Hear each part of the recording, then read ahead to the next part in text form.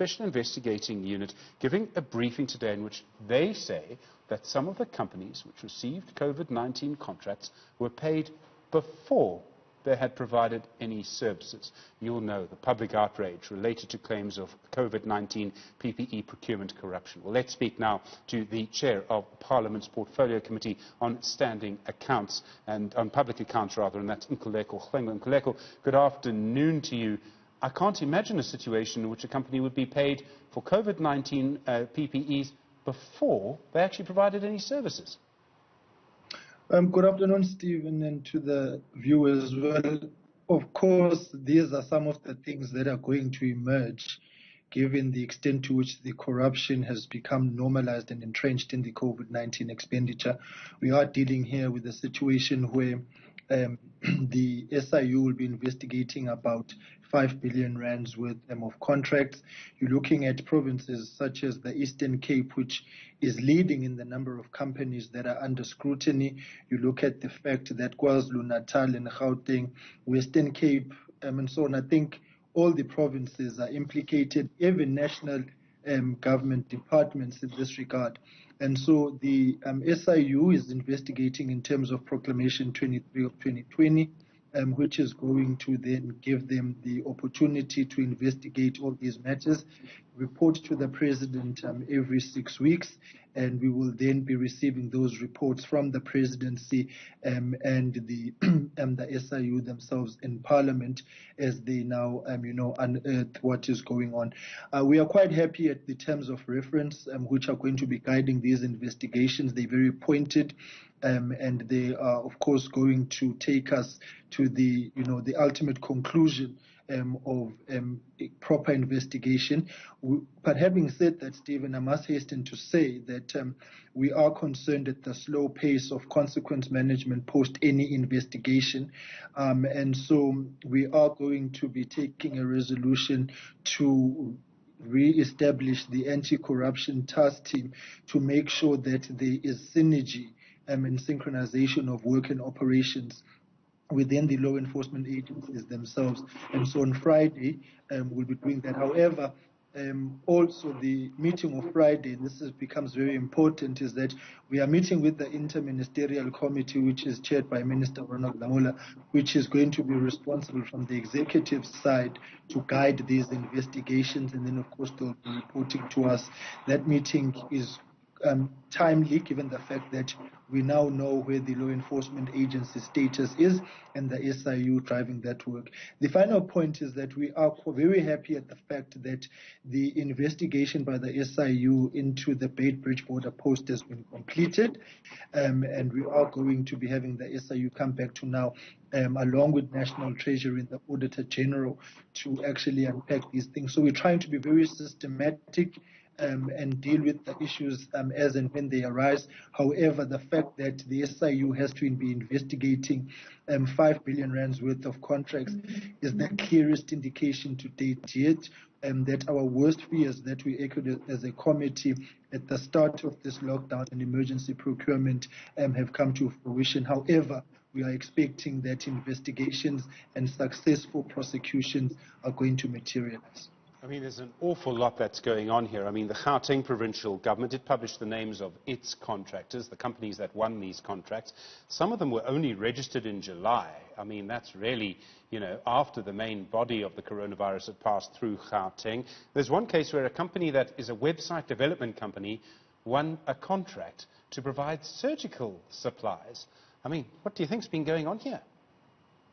Well, the corruption, Stephen, has been entrenched, and I think that is the biggest challenge so far as clean administration and good governance is concerned, is that you are dealing with crooks and criminals who are part and parcel of the system, the abuse of proximity to power, nepotism characterizing a large number of these contracts, as you have seen, the politicians and politically associated persons receiving tenders unqualified to do so. And this is precisely why the SIU is investigating these matters, because the corruption is so deeply entrenched in the system. And that's the indictment to the South African situation as things stand now. So what we have to do is to guide the processes of investigation, make sure that things actually are turned around.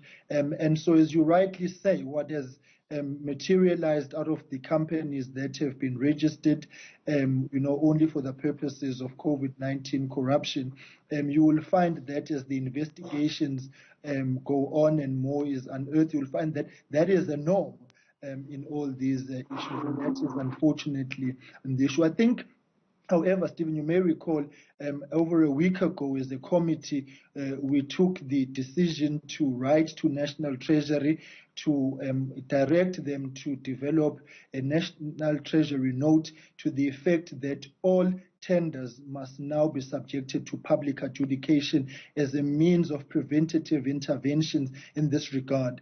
It is all good and well to publish the lists, post the process, and so on. That must form part and parcel of the process. But what we want to do is that at the outset, at the onset of any procurement of any tender, the public must be taken on board, so that even those that do not actually, or rather are not successful, must have the opportunity to access why they were not successful. So this is part of the interventions that we want, that the tenders must now be subject to public adjudication, because it's our fundamental belief that prevention is better than cure. Today, we put the question to the SIU, how much are these investigations going to cost you? And they're still doing the costing exercise that they're going to complete on Friday. However, it's clear that we now have to spend money to recover money. We have to spend money to investigate the stealing of money, whereas we actually need every cent to meet the challenges of the virus and societal development in general. So we are going to be laying out interventions as and when things arise, so that we can have constructive responses to these issues. And I think on Friday, we will drive that point home with the ministers, because why we want the ministers to appear, Stephen, is that the executive cannot conduct oversight over the executive. And so whatever work that they must do must be subjected to a parliamentary process, a transparent process, and a public process, given the gravity of the allegations of corruption before us.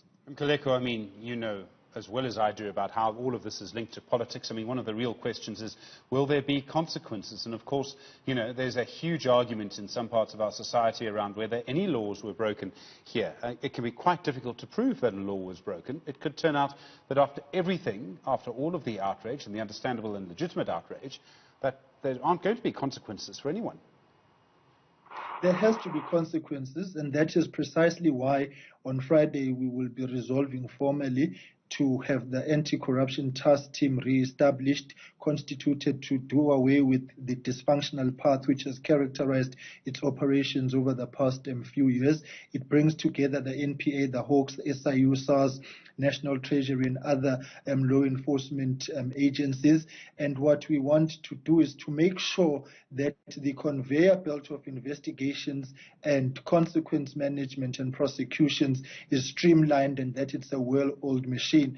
And we are therefore expecting that if funds need to be made available, National Treasury will have to be engaged, and they'll have to make those funds available. Amongst other things, the NPA has spoken about the challenges of its own capacity, and so we are hoping that when we have reconstituted the NPA, there can be a sharing, the anti-corruption task team rather, there will be a pooling and then sharing of resources insofar as investigations, amongst other things, are concerned. But what must not happen is for the wheels of justice to turn slowly, because when they do that, we embolden the corruption.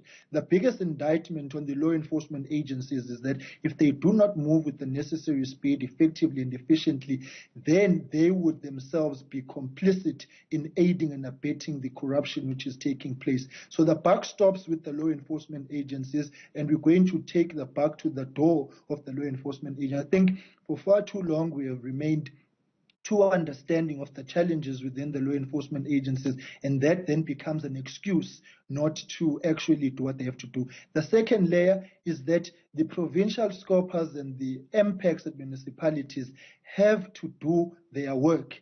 It is unacceptable that you have a situation where all these things are taking place within jurisdictions, but they are not moving at the necessary pace insofar as interventions are concerned. And so I'm hopeful that the APEC conference on the 31st of August, amongst other things, is going to address how we build up the capacity of all the SCOPAs and the MPECs so that they can meet the challenges and the demands of the work, given the gravity of the allegations before us.